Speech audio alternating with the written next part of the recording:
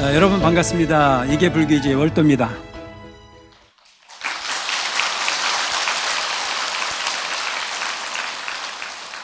먼저 시간에 부진 불이로다 여기까지 했죠. 그래서 그 내년 내년 이렇게 세월을 보내다 보면 불의의 진리를 구하는데 나가지 못한다라고 하는 뜻입니다.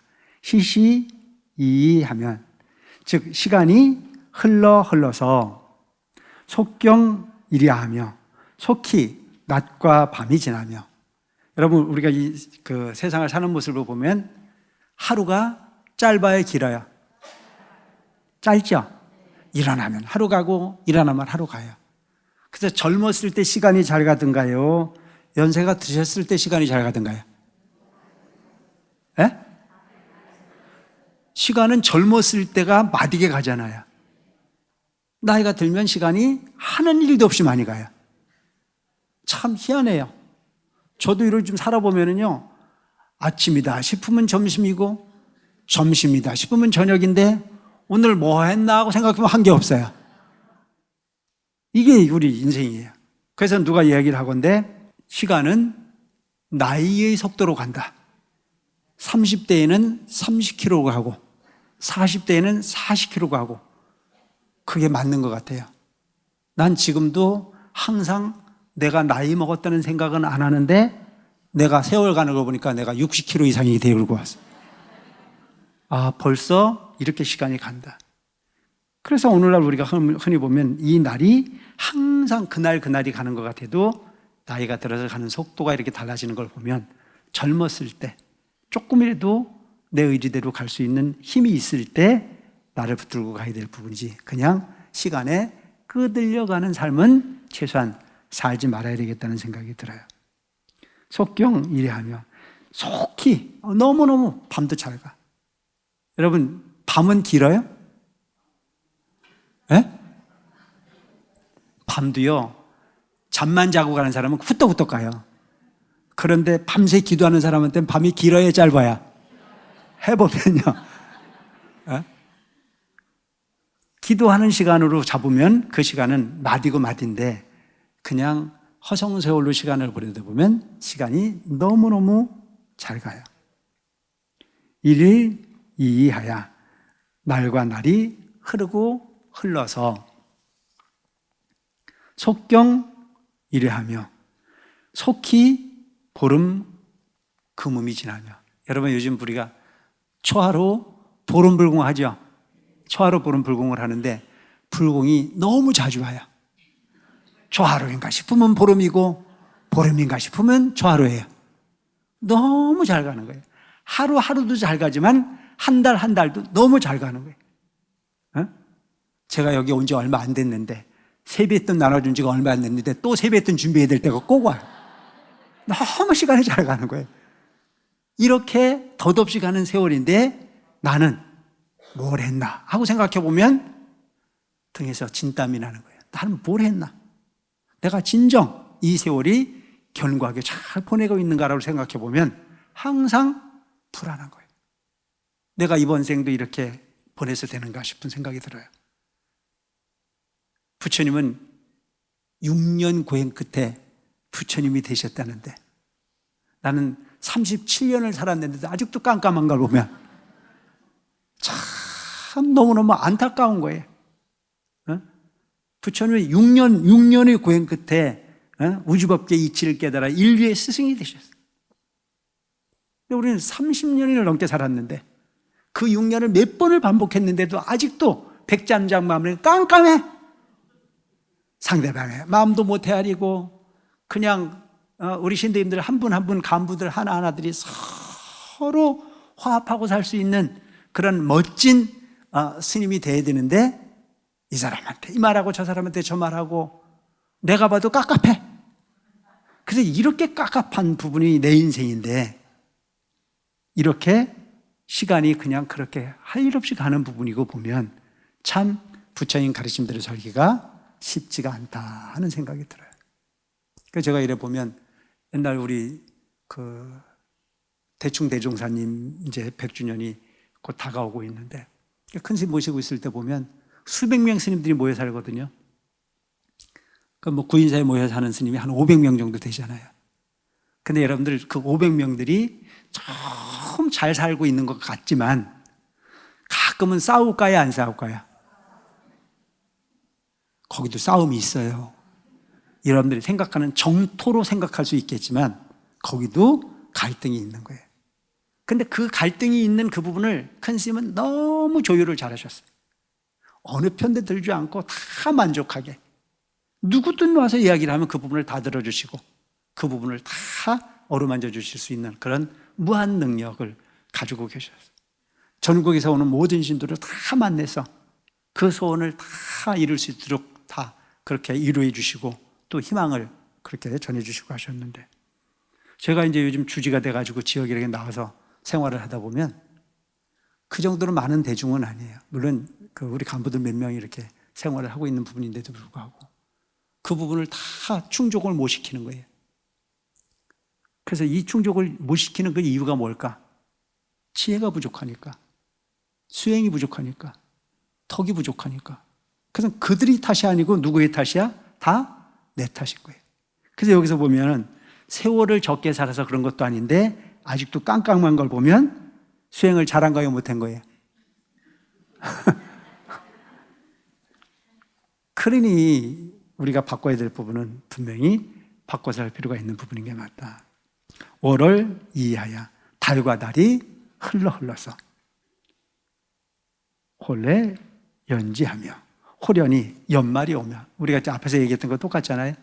보름 지나고 나면 초하루 오고 초하루 지나고 나면 또 보름 오고 계속 한 달이 후톡후톡 가. 여러분, 제가 여기 주지로 온 지가 벌써 10개월째야. 너무 빨리 가잖아요. 정신없이 가요. 내가 이제 주지 앞으로 할 일이 3년 2달 남았어. 어? 그렇게 정신없이 가는 거예요. 그러니까 결론은 뭐냐? 그냥 일할 수 있을 때 열심히 하고, 수행할 수 있을 때 수행 열심히 하고, 공덕 지을 수 있을 때 열심히 공덕 지을 수 있는 삶을 살아가시기 바랍니다. 아시겠죠? 내가 나를 돌이켜 내가 생각해 보면, 내가 참 지혜가 많이 부족하구나, 내가 수행력이 많이 부족했구나, 내가 보다 더 성실하게 노력해야 되겠구나라고 하는 생각을 하듯이, 그렇게 세월은 견고하지 않은 부분이다. 연년 이하야, 해와 해가 흘러가서. 그래, 난 참 보면 이 세상이 너무 웃기는 게, 요즘에는 제가 전철을 타도요 자리 비켜주는 사람이 있어요. 기분 좋은 일이 아니더라니까요. 그냥 옛날에는 전철을 타거나 그래도 당연히 그냥 뭐 젊은 스님이라고 생각해서 그런지 양보를 안 했어요. 요즘 전철에 있으면 여기 앉으시라고. 그래서 나 속으로 나를 아나 싶어서 봤더니 나를 모르는 사람이야. 그만큼 인생 계급장이 확실해졌다는 얘기예요. 제일 더 언짢은 얘기가 뭔 줄 아세요? 뒤에서 보니까 젊었던데 앞에서 보니까 아니네 그랬을 때, 이게 그렇게 세월이 해가 해를 더해서 인생이 그만큼 많이 갔구나라고 하는 생각을 해요. 잠도 삼은 하나니 잠시 죽음의 문에 이르르니. 여러분, 세월이 가면 죽어야 돼요, 안 죽어야 돼요? 인생 계급장이 바뀌었잖아요. 내가 처음 출가했을 때는 나보고 나가면 다 총각이라 그랬었는데, 조금 지나고 나니까 아저씨 하더니 요즘엔 나가면 아버님 한단 말이에요. 그래, 아버님 하는 게 기분 좋을 일이 아니야. 뭔 얘기야? 이제 시니어죠, 시니어. 갈 날이 멀지 않았다고 경고하는 거예요. 그러니까 지금부터는 더 잘 살아야 되겠다는 생각이 들더라고요. 목에 힘을 줄 일이 아니고, 인생을 잘 살아야 되겠구나. 여러분, 우리가 절에 오셔서도 마찬가지예요. 내가 그냥 오래 절에 다녔고 내가 나이를 많이 먹었다라고 하는 부분이 꼭 그렇게 우월한 부분은 아니에요. 물론 기죽을 일도 아니지만 더 무겁게, 더 어른답게, 더 내 스스로를 돌이켜서 그 잘못된 진점을 과감하게 받고 다음의 어떤 그런 습은 현재보다는 좀 나은 곳으로 가보자라고 하는 목표 설정을 잘할 필요가 있지 않겠나 하는 생각을 합니다. 파고 불행이요. 부서진 수레는 움직이지 못합니다. 여러분, 나이가 들다 보면 육신이 말대로 됩니까? 안 됩니까? 안 되잖아요. 여기서 얘기하는 게 파고 불행이요. 부서진 수레는 움직이지 못하는 것과 마찬가지다. 참 묘한 게 옛날에는요, 조금 높은 데서도 그냥 펄쩍펄쩍 떠내렸어요. 근데 요즘 조금만 높으면 쭈삣쭈삣해요. 나만 그런 거예요? 저하고 비슷한 분 많죠? 그게 인생이에요. 그러니까 이렇게 지금 정확하게 육신도 마음도 세월이 가면 그게 세상사 이치인데 뭘 믿고 행해야 될 길을 행하지 않고 하지 말아야 될 일을 그냥 그렇게 해서 소위 업을 키워가는 부분을 한탄하고 있는 거예요. 뭐 절에 오래 다녔다? 난 몇 년대 여기에 그 신도로 등록했다? 그건 중요하지 않아요. 구인사 몇 년 살았냐? 그거 중요하지 않아요. 몇 년을 사는 게 뭐가 중요해요? 어저께 들어와서도 도 잘 닦는 사람이 스승이죠. 아는 사람이 스승인 거예요. 바른 행을 하고 바른 공덕을 짓고 바른 수행을 해서 부처님 가까이에 다가서는 게 우리가 가야 될 목적인 거지 세우면 보냈다고 해가지고 뭔 이점이 있겠냐 이거죠. 그래서 주변의 사람이 어떻게 하는 걸 보지 말고 내가 지금 현재 무슨 생각을 하고 있고 무슨 짓을 하고 있는지를 잘 살필 수 있도록 할 필요가 있습니다. 아시겠죠? 뭐가 어른입니까? 시간 많이 보낸 부분이 어른이 아니에요. 어른이 어른다워야 어른일 수 있어요. 절에 오셔서는 어른이 어떤 사람이에요? 부처님 가까이에 다가서서 부처님의 진리를 모범적으로 이해하고 부처님이 가르침대로 행할 수 있는 부분의 능력을 키우는 것 자체가 그게 진정한 불사고 그게 절에서의 진정한 어른이 아니겠나 싶은 생각을 합니다. 노인 불수라 늙은 사람이 닦지 못함이라.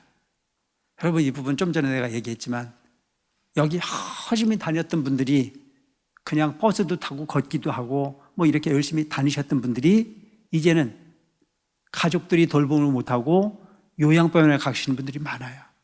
이게 바로 노인불수라. 노인이 되면 깎고 싶어도 깎을 수가 없어. 지금도 저 요양병원에 계시는 분들은 때만 되면 절에 오고 싶어요. 어떤 분들은 그래도 효자인 분들은 그분들을 가끔 그래도 절에 오셔가지고 이렇게 모시고 와서 절에 참배도 하게 하고 하지만 참 젊은 분들도 요즘 그런 여유가 있는 분들이 많지가 않잖아요. 요즘은 가끔 보면은 이게 할 얘기인지 모르겠습니다만은 강아지는 바람을 쐬러 다녀도 부모는 강아지 그만큼도 대접을 못 받는 경우들이 가끔 있어요. 물론 지금도 효자가 많아요. 지금도 가끔 보면 우리 보살님들 중에 정말 시부모한테 잘한다라고 하는 그런 그 이야기를 듣는 경우가 많은데 대부분은 보면 부모는 그냥 요양원에 보내고 그냥 그쪽에서 알아서 케어를 한다라고 하는 믿음을 가지고 그냥 그렇게 지배해버리는 경우가 많아요. 그러니까 가끔 보면 공원 같은 데 제가 이렇게 가끔 나가거든요. 그러면 유모차에다가 아주 정성껏 끌고 가가지고 요즘도 저런 효자가 있는가 보다 하고 가까이 가보면 뭐가 볼떡볼떡해요. 큰 강아지를 실어가지고 강아지가 호강을 하더라고. 그래서 왜 저러나 하고 봤더니 강아지도 이제 나이가 들어가지고 관절에 무리가 생겼는데 집에만 있으니까 얘가 너무 답답하다 그러니까 얘 바람 쐬어주느냐고. 그래서 내 부모는 그렇게 정기적으로 바람을 쐬어 드릴 수 있는 여유가 별로 없어요. 근데 강아지는 하루에 한 번 꼭 돌려줘. 비가 오니까 우산 받쳐 갖고 나왔더라니까. 물론 그건 넌 잘못됐다고 보지는 않아요. 이렇게 세상은 바뀌어가는 부분인데 나이가 들고 나면 늙은 사람은 닦지 못합니다. 출가가 됐든 세속에 됐든 앉아서 수행하는 것 자체는 그렇게 용이한 일은 결코 아니다. 그래서 여러분 지금 이 순간이 가장 젊은 날이에요. 여러분 젊게 삽시다. 오늘보다 젊은 날은 없어요. 오늘이 최고 젊은 날이니까 어제 그제를 생각하지 말고 오늘의 최선을 다할 수 있는 마음을 가지고 살 필요가 있다. 누가 묻거든 나는 오늘이 최고 젊은 날이다 라고 얘기하고 그 젊음의 그 현실을 잘 활용할 수 있는 지혜로운 삶을 살 필요가 있다. 와생 해태하고 누워서 게으름을 피우고. 여러분, 우리가 저녁에 이제 이렇게 기도하러 오려고 마음을 먹었다가 보면 그냥 맘 먹으면 바로 나와야 되는데 대개는 잠깐만 누워져 가자 그래요. 예? 잠깐만 누웠다 일어나자 그러면 얘가 놔줘야 안 놔줘야? 안 놔줘요. 그 전문이 누구냐? 내가 전문이에요.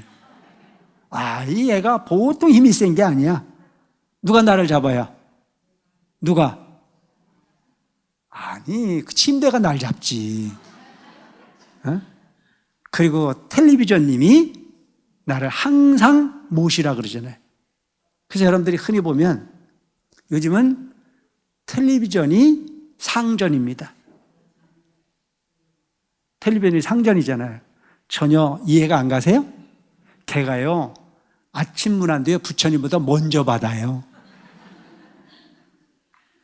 에? 눈만 떴다 그러면 켜야 안 켜요? 눈만 켰다 그러면 다 걔가 켜고. 그래서 걔가 알았다. 그래서 걔가 시키는 대로 해야 안 해요? 걔가 시키는 대로 해요. 걔가 눈 온다 그러면 또 소위 그 눈 대비하고 비 온다 그러면 우비 준비하고 걔가 시키는 대로 해요. 그래서 우리는 요즘에 부처님 믿고 사는 게 아니고 누굴 믿고 살아요? 텔레비전님을 믿고 살아요. 문안 인사도 잘해. 또 누워가지고 그 침대가 잡고 나를 안 놔주고 있다가 보면 그냥 못 누워 있으니까 텔레비전 채널 이리 돌리고 저리 돌리다가 재미없으면 끄고 걔가 자라 그러면 자야 안 자야? 걔가 자라면 자요. 이런 인생을 사는 부분이 우리 삶이다.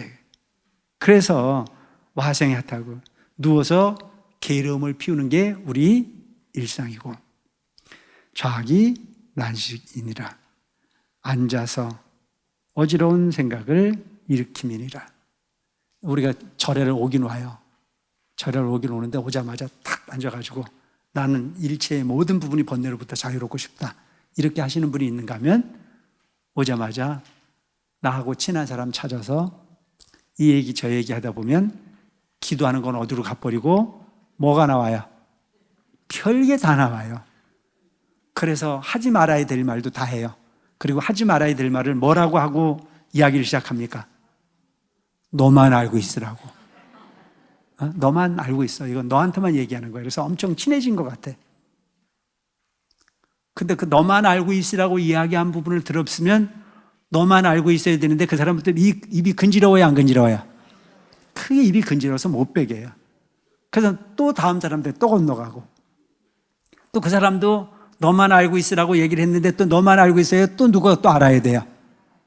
내가 해보니까요, 들은 얘기는 입이 근지러워서 그냥 못 있겠더라고. 그래서 그게 완전히 바이러스 퍼지듯 다 퍼져가지고 그래서 나중에 보면 그 쓸데없는 이야기가 뭘 만들어요? 갈등을 만드는 거예요. 좋게 시작했던 부분이 돌고 돌아서 인수가 되는 그런 경우들이 무척 많아요. 앉아서 그냥 잡담을 하고 하다 보면 그것 자체가 어떤 걸 일으키냐? 어지러운 생각을 일으키게 돼 있다. 그래서 불교에서는 제일 잘해야 될 게 뭐냐면 무건이야, 무건. 입을 무겁게 물어야 돼. 이 얘기를 해서 득될 게 절에 득될 일이 없어. 그런데도 입이 심심해. 거기에 제일 많이 끄들려 다니는 게 누군 줄 알아요? 난 주지가 누군지 모르는데 주지야, 주지. 말을 하면 그 얘기가 절에 도움이 되지 않는 얘기인데도 이렇게 굴러가고 저렇게 굴러가고 온갖 상상을 다 하고 그 상상이 또 다른 상상을 만들어서 시끄럽게 만드는 그런 경우들도 가끔 있더라고요. 그래서 항상 우리가 생각할 때 이 부분이 전체적인 부분에 도움이 될 일인지 도움이 되지 않을 일인지 화합으로 가야 될 일인지 그것이 갈등으로 가야 될 일인지를 잘 살필 필요가 있다. 허가 이래하며 헛되이 밤낮을 지나며 기활 공신이한데 빈몸으로 얼마나 살겠기에.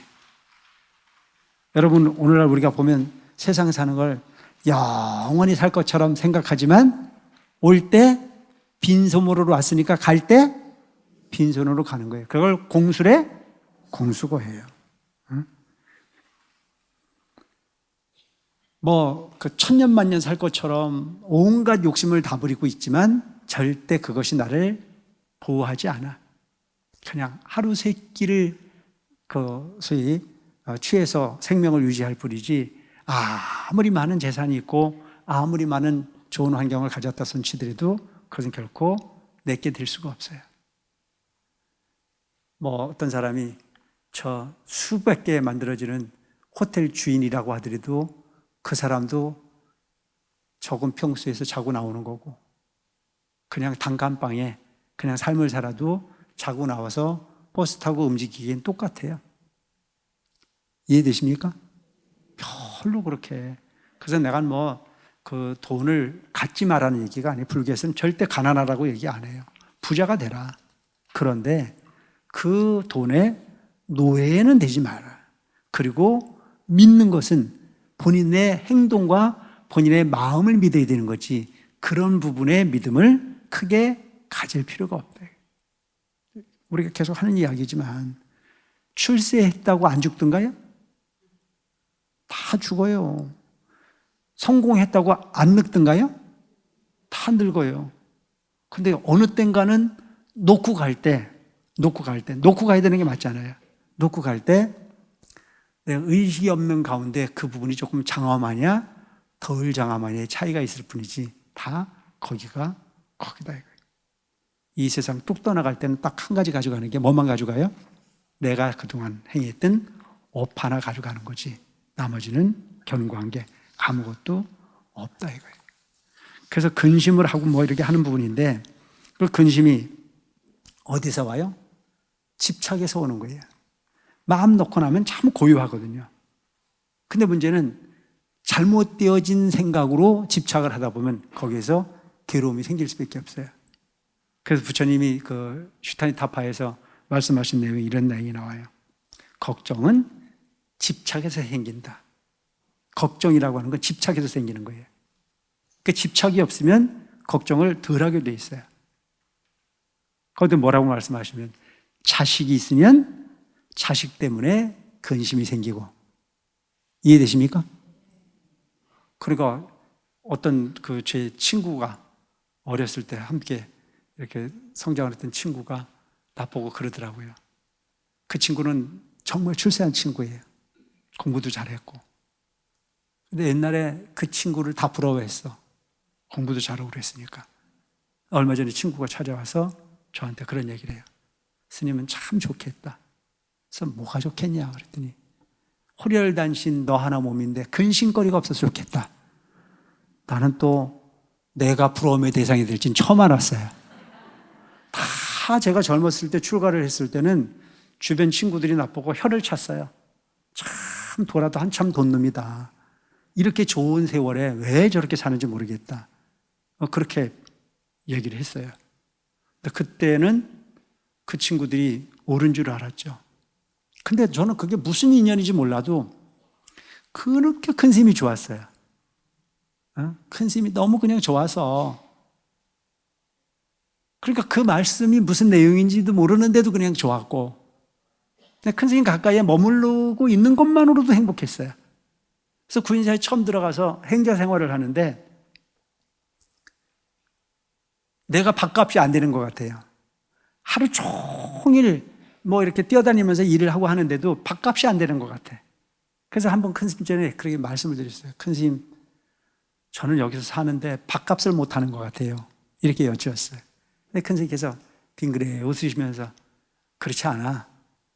밥만 먹고 올라갔다 내려갈 때도 밥값은 돼. 그게 큰 스님 어떻게 밥값이 됩니까?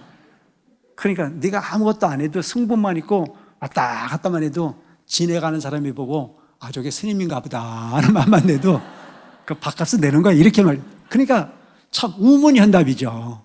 제가 생각하는 것은 세속적 셈법을 가지고 밥값이 안 되는 것 같다, 이렇게 말씀을 드리듯 큰 스님께서 스님은 법문을 입으로도 하지만 모습으로도 충분히 할 수 있는 부분이다, 이렇게 이제. 그러니까 참 보면 지혜로우신 거예요.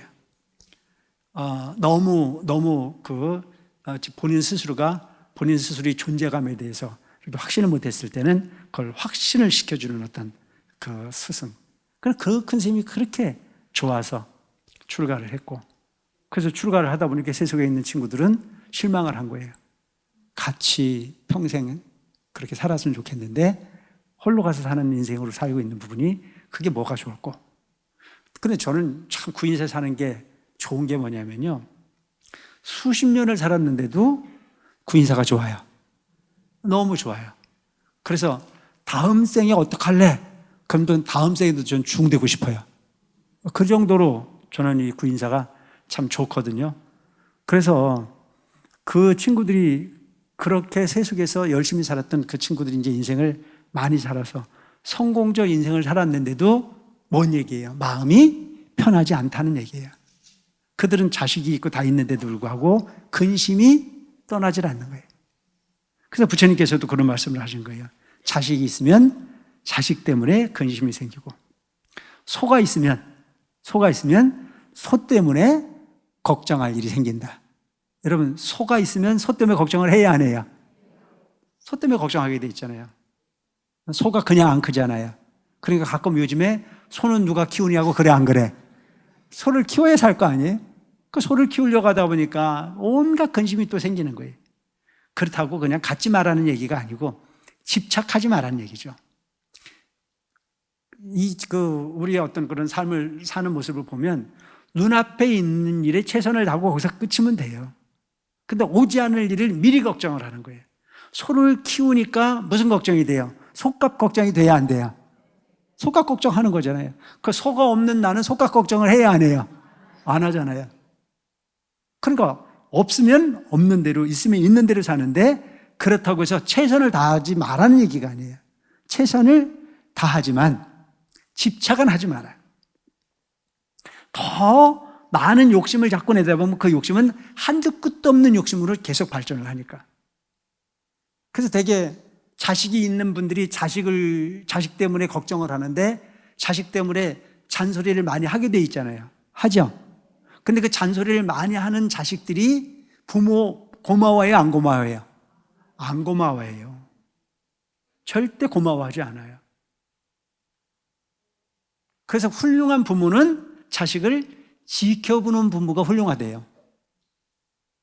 그러니까 요즘에 이제 좀 똑똑한 자식들이 뭐라 그래요? 내 인생은 내 겁니다. 제발 좀 그만 좀 하세요. 라고 말하는 경우들이 가끔 있잖아요. 그런데 그 말을 들으면 부모가 또 서운해야 안 서운해요? 서운하니까 뭐라 그래? 내가 너 때문에 사는데 네가 어떻게 그럴 수 있느냐라고 하는 말을 해요. 그게 악순환이지, 악순환. 그러니까 아이가 꿈꾸는 세상이 있어요. 크게 잘못되지 않는 한은 부모는 지켜보고 격려해 줘야 돼요. 따라가 줘야 되는 거죠. 왜? 그 인생을 본인이 대신 살아줄 수는 없으니까. 그리고 옛말에 훌륭한 부모는 고기를 잡아주지 않는다. 응? 고기를 잡는 방법을 가르칠 뿐이지 결코 잡아주지 않는다. 근데 우리나라 사람들은, 우리 한국 사람들은 꼭 보면 너무 지나쳐. 돈을 안 쓰는 것도 자식 한 푼 더 주고 가려고. 아니, 본인 걱정 다 했으면 되는데 본인은 아들 잘 키워가지고 먹고 살만하게 다 만들어놨는데 이제 손자가 커가지고 손자 대학 갈 때쯤 되면 또 누구 걱정해요? 손자 걱정이야. 손자 어느 대학 가야 돼? 좋은 대학 가야 돼. 그러니까 손자가 좋은 대학 나왔으면 그걸로 끝내야 되는데 또 손자 장가 보내야 돼, 안 보내야 돼? 그거는 그 속목이 아니야. 그런데도 끊임없이 그렇게 뭔가는 대신해주고 싶은 그런 부분이 너무 강하다. 그것은 일종의 뭐예요? 집착이야. 그러니까 그 집착에서 벗어나서 내가 인생을 살아볼 만큼 살아봤으면 어떻게 살아야 돼요? 이제 나를 위해서 살 줄도 아는 지혜로운 삶을 살아가시기 바랍니다. 아시겠죠? 진정한 나를 위한 삶은 뭐예요? 집착해서 내려놓는 거예요. 살아봤잖아요. 돈도 벌어봤고 뭐 모든 걸 다 해봤잖아요. 그런데 남는 건 뭐 밖에 없어요? 이제 다 늙은 것밖에 없어요. 다 늙은 것밖에 없어. 그래서 그래도 아주 훌륭한 자식들, 효자 자식을 봐서 함께 노후를 그래도 잘 영위하는 분들이 있는가 하면 거기서 조금 더 현찮으면 어디로 가요? 요양병원에 갈 수밖에 없는 일이 생겨요. 그러니까 그 요양병원을 보낼 때쯤 되면 무슨 생각이 들어요? 본인이 배신을 당했어요, 안 당했어요? 배신을 당했다는 생각을 하는 거예요. 근데 요양병원도 그렇게 험하지만은 않아요. 그렇게 안 하려면 뭐가 제일 중요한 거다? 아프지 말아야 된다. 아시겠죠? 아프지 말아야 돼요. 자, 안 아프려면 어떻게 해야 돼요? 스트레스를 받지 말아야 돼요. 스트레스. 그 스트레스를 안 받는 이유가 뭔 줄 아세요? 남의 일에 관심이 없으면 스트레스가 없어요. 이해되십니까? 누구 때문에 속이 상해요? 그것 때문에 속이 상해요. 여러분, 나 때문에 속상해갖고 밤잠이 안 오시는가요? 자신 때문에 속상해서 너무너무 속이 상해서 밤잠이 안 오는 일은 별로 없어요. 누구 때문에요? 걔 때문에. 상대 때문에 항상 상처를 받잖아요. 그래서 상대한테 끄들려 가려고 생각하지 마시고 본인이나 잘 보고 살펴서 사시기 바랍니다. 아시겠습니까? 나를 살피는 게 불교잖아요. 누구를 쳐다볼 새가 없어요. 며느리가 어떻게 했든 딸이 어떻게 했든 아들이 어떻게 했든 아니 그건 그건 차라리 마음을 써도 괜찮다고 생각하는데 꼭 절에 와서 보면 나하고 전혀 관계도 없는 그 도반 때문에 그 누구 때문에 속이 상한데 그 속상한 일을 만드는 부분은 뭐에서 비롯됐다? 내 입에서부터 비롯됐다. 그래서 내가 상대방에게 험한 비판을 하지 않으면 나는 험한 소리 들을 일이 하나도 없어. 왜? 내가 안 했으니까. 안 했으면 안 한 걸로 되는 거예요. 그래서 부처님 당시에도 그런 얘기가 있거든요. 부처님께서 어느 날 그 이규도의 집에 탁발을 나가셨어요. 탁발을. 그 탁발을 나가니까 이규도니까 부처님에게 공양을 올리고 싶은 생각이 없었어요. 그래서 공양을 원하니까 그 이규도가 부처님에게 막 욕을 하거든요. 일을 하지 않으면 먹지를 마라 막 이렇게 비난을 해요. 근데 부처님께서 나도 일을 한다. 그럼 뭔 일을 하냐? 나도 농사를 짓는다. 그러니까 이규도가 뭐라고 그래요? 난 당신이 농사 짓는 걸 보질 못했다. 그 어디다 농사를 짓는단 말이냐? 그 부처님께서 나는 일치중생의 마음에 밭에 씨앗을 뿌리고 농사를 짓는다. 이래 얘기를 하거든요. 그러니까 그런 말도 안 되는 소리 하잖아요. 논밭에 씨앗을 뿌려야 농사가 되는 거지. 뭔 마음밭에 씨앗을 뿌리냐. 이해를 못하면 그럴 수 있죠. 난 진리의 농사를 짓는다고 얘기하는데 진리가 뭔지 모르니까. 그 부처님에게 막 욕을 하니까 부처님께서 그 사람에게 이야기를 해요. 여보시오. 당신 집에 가끔 손님이 오십니까? 네, 옵니다. 그러니까 당신 집에 손님이 오면 그 손님에게 당신은 뭘 대접합니까? 음식을 대접하죠. 근데 그 손님이 오셔서 당신이 준비한 음식을 손님이 먹고 가지 않으면 그 음식을 어떻게 합니까? 그러니까 내가 먹죠. 오늘 당신은 나한테 엄청난 비난과 욕설로 나를 대접하려고 했어. 근데 나는 하나도 화가 나지 않았어. 나는 당신이 준비한 그 선물을, 그 음식을 전혀 먹지 않았어. 그렇다면 그 음식은 누구의 음식입니까? 본인이 한 말을 본인이 다 챙길 수밖에 없는 업의 선물을 본인 스스로 가질 수밖에 없었다라고 하는 가르침을 주고 있습니다. 여러분, 주변이 어떻게 되는 건 중요하지 않고 그가 지은 것은 그가 가질 것이니 그것을 내 거로 만들려고 하는 어리석은 짓은 하지 말고 사시기 바랍니다. 아시겠죠? 언젠가 제가 여러분들한테 그런 얘기도 했을 거예요. 내가 어떤 창원에 있을 때 어떤 노부살님이 오셔가지고 뭐라고 얘기를 하냐면 스님, 우리 영감님은 결혼해서 지금까지 한 번도 가정을 돌본 일이 없습니다. 한 젊어서부터 이 나이가 될 때까지 온갖 못된 짓만 다 했고 돈 한 푼을 벌어다 준 일이 없습니다. 본인이 아이들 키웠고 본인이 살림살이를 다 했습니다. 평생 나가 돌아다니던 그 영감이 병 들어가지고 그것도 그냥 들어온 게 아니고 기어 들어왔습니다. 그 영감을 치닥거리를 하면서 시시때때로 화가 올라옵니다.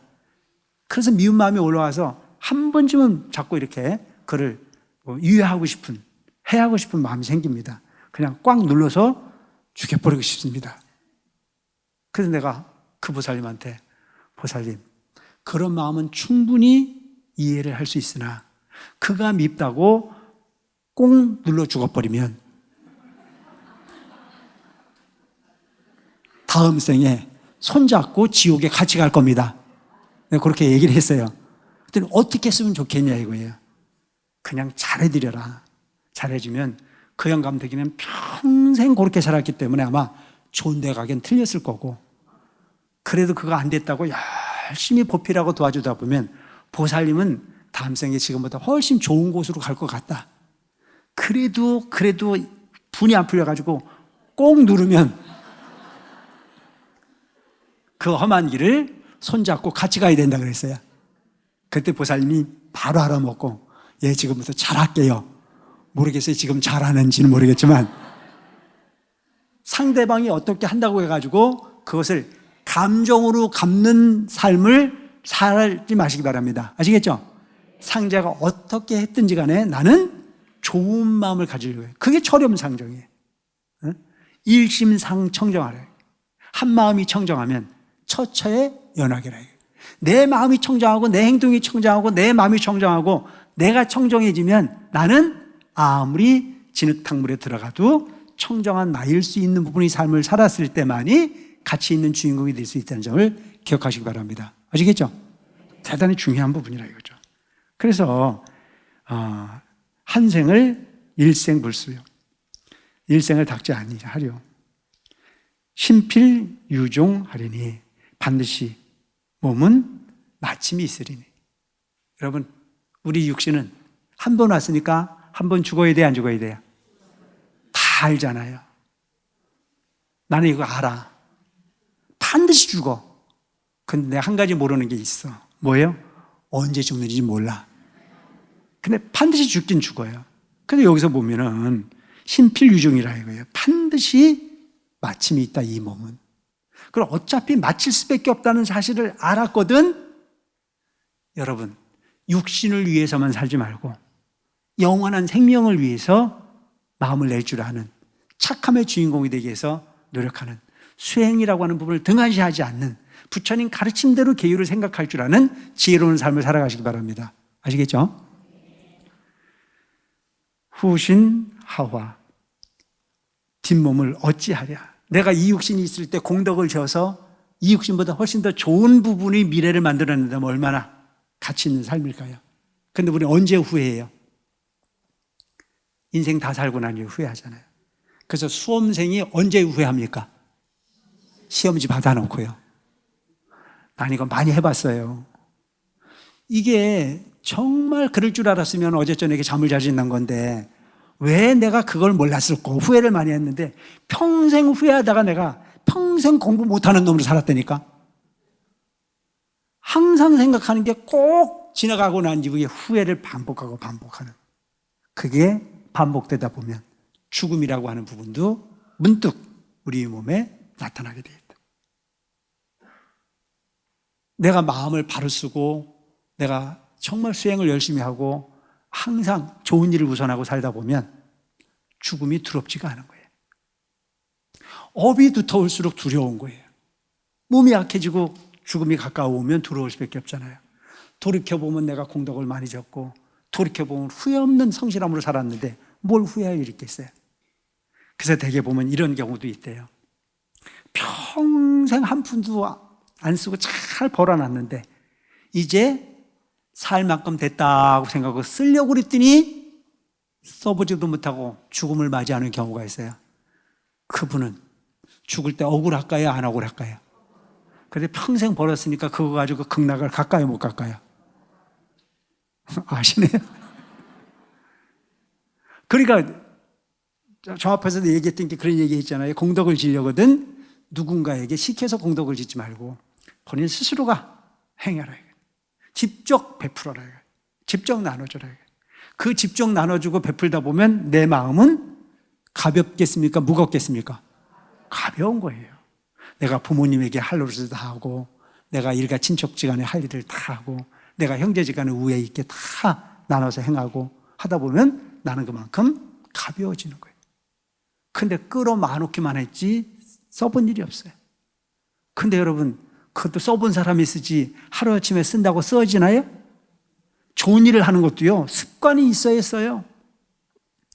그래서 어떤 사람이 그런 얘기를 하더라고요. 평생 돈을 안 쓰고 납작하게 벌어가지고 열심히 벌어놨는데 어느 날 갑자기 나이도 많지 않은데 턱 희귀병이 들어 죽는데, 그래서 죽음의 문턱에 다가서가지고 후회해보니 참 후회스러워. 이렇게 일찍 죽을 줄 알았으면 좀 써보기라도 하는 부분인데 너무너무 억울해. 그래서 그 억울하니까 이 억울한 심정을 그래도 좋은 일이나 하고 싶다 해가지고 그 돈을 좋은 일에 많이 썼어. 가난한 사람도 주고 주변도 나눠주고 아주 가벼워졌어. 근데 그 좋은 일을 하는 순간에 마음이 얼마나 환희심이 났겠어요. 좋은 일을 해서 환희심이라는 건 당연한 부분이죠. 그래서 마음이 너무 가벼워진 상태에서 병원을 갔더니 병원에서 오진이라고 하더래요. 근데 그거는 후회할 일이 아니에요. 내가 살 만큼 살 수 있는 부분이 있다면 그게 가치 있는 일이지. 그걸 끌어안고 있다고 해가지고 뭐 특별히 달라질 부분은 없잖아요. 참 인생이 보면 묘한 일들이 참 많다. 그래서 여러분, 가볍게 사는 부분은요, 나를 위해 사는 부분보다는 베풀고 함께 하려고 하는 부분이 무엇보다도 가치 있는 부분일 수 있다라고 하는 것을 생각할 필요가 있다. 그래서 내가 공덕을 많이 지면 이 몸의 후에 두려움이 없지만 내가 지은 업이 두터우면 항상 이 몸이 다 하고 난 이후에 근심이 될 수밖에 없는 부분이다. 막소 급하며 급하지 아니하며 막소 급화 또한 급하지 아니한가. 여러분, 급해요. 우리가 지금 너무 여유롭지가 않아요. 젊은 날에 젊게 시작해서 꾸준하게 내가 행동을 바꾸고 마음을 바꾸고 수행을 바꿔서 청장을 유지해 갔다면 참으로 좋겠지만, 그렇지 않다면 항상 누구든지 나는 괜찮아라고 하는 생각하지 말고 급하다라고 하는 생각을 가지고 사는 여러분들이 되시기 바랍니다. 오늘 시간 마치겠습니다. 감사합니다.